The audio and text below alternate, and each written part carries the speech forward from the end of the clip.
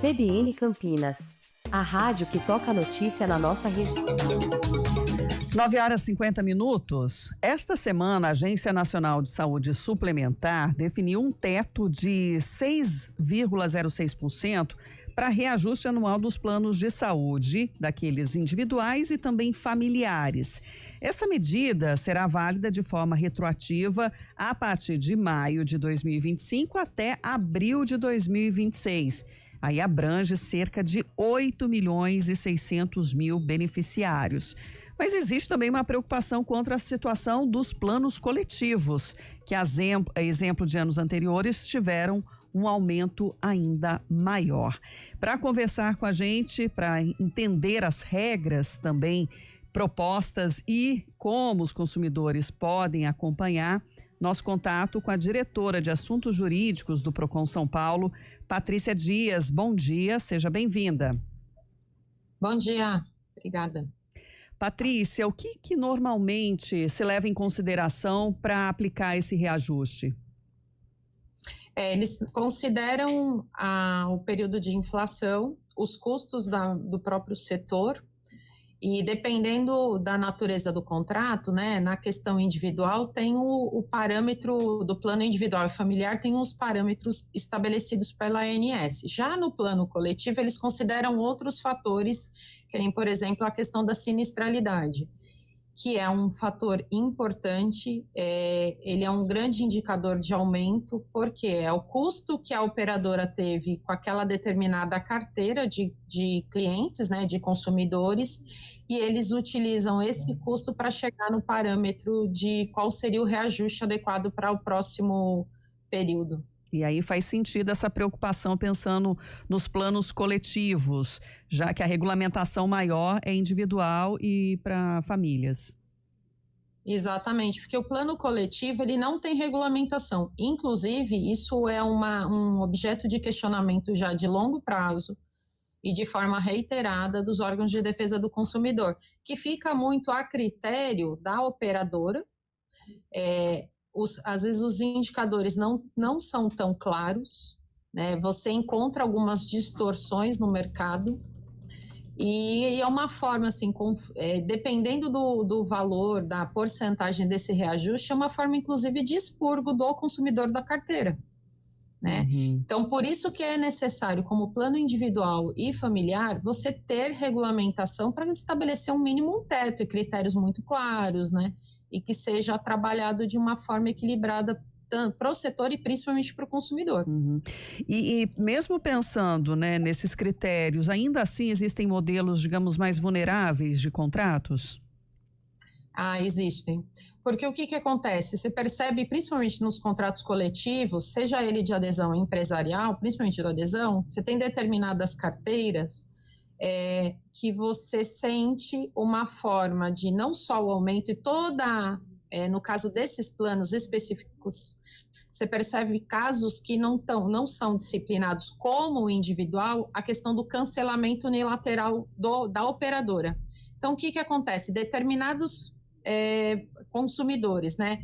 Idosos, pessoas que fazem tratamentos de longo prazo, né? Então, algumas determinadas terapias, determinados tratamentos que você tem uma solução de continuidade e, assim, de forma como é aplicado o reajuste ou mesmo aí o caso da alteração unilateral do plano. Olha, não tenho interesse e ele rompe com aquela carteira, né? E isso você expõe de uma forma muito exagerada os consumidores que estão ali dependendo daquele contrato e, mais do que tudo, pessoas com tratamento, com procedimentos clínicos muito sérios em andamento. E eu ouço até a negativa mesmo, né, de cobertura, que aí precisam muitas vezes ser judicializadas, né? Exatamente, a negativa de cobertura, que é um dos objetos de reclamação não só nos órgãos de defesa do consumidor e um dos principais motivos de ação judicial, porque são pessoas que estão fazendo procedimentos clínicos em determinados procedimentos outros, quando é feita a solicitação, é a negativa. E a negativa pura e simples, sem especificar por quê, você não tem informação clara, aquele procedimento está previsto, principalmente quando você contratou, isso está no seu aplicativo, está no guia médico, tem todas as informações, E você tem a questão tempo, na questão saúde, é fator preponderante, né? E aí a negativa e o consumidor, eles procuram os órgãos de defesa do consumidor ou judicializam a questão. Agora, também precisa ter uma atualização dos profissionais que fazem parte, né, desse rol do plano, porque às vezes você liga para o profissional que está na listagem e ele já não pertence mais, está descredenciado, né? Você tocou num ponto importante, né? O descredenciamento de profissionais de determinadas clínicas e de hospitais, a forma que é feita a informação e atualização, ela não ocorre na mesma proporção quando eles são retirados da operadora. E mais do que tudo, dependendo da área de abrangência do plano, você não tem tantos profissionais qualificados para determinada especialidade. E isso torna-se inviável, inclusive, o procedimento que o consumidor precisa executar, precisa dar continuidade. E apresenta aquela informação, né, através do guia médico, do site da operadora, no aplicativo, e quando você entra em contato, sempre a informação, eu não trabalho mais com determinada operadora. E você entra em contato com a operadora para indicar um profissional similar, né, dentro da localidade, com todo o perfil daquela necessidade que você tem. E quando tem, é muito longe, não está naquela área de contratação, em alguns casos, extrapola, e você entra em contato, às vezes, com aquele profissional que a operadora te indicou, e ele também foi descredenciado. E aí, se você procura um profissional que mesmo que não seja credenciado, faz a consulta, nesses casos pode pedir um reembolso também daquilo que você gastou com esse profissional? Essa questão do reembolso tem que ficar muito claro se seu plano permite essa circunstância, né? Então, é importante que o consumidor fique atento qual tipo de plano que ele tem. Ele permite o reembolso? Qual que é o valor desse reembolso?